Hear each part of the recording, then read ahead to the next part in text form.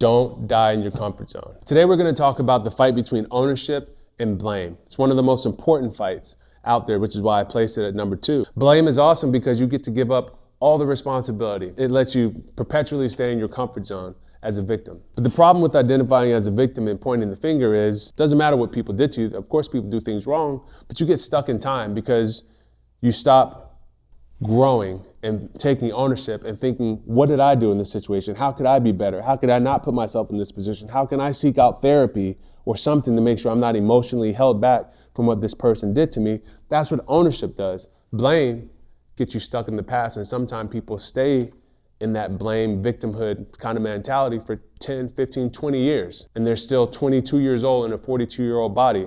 They're still reacting to, people in their life, romantic relationships, professional relationships. They're still responding to these new people based on the harm that was done to them in the past because they didn't take ownership and ask themselves, how can I be better?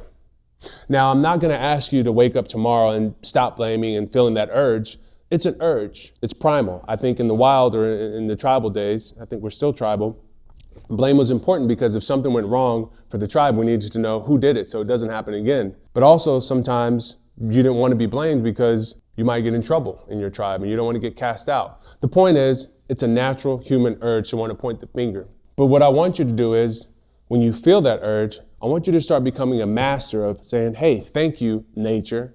I feel that urge. I know I'm wired this way. Thank you for that cue to choose ownership. And I want you to be fearless in your choice of ownership. Doesn't matter what someone did to you. It matters what you're going to do about it, how you're going to be better in the future.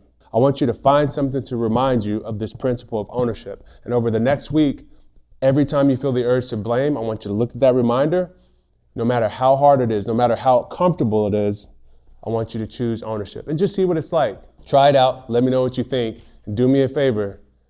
Don't die in your comfort zone. Don't die in the blame victim comfort zone. Get out of your comfort zone and choose ownership. Just see what it's like for a week.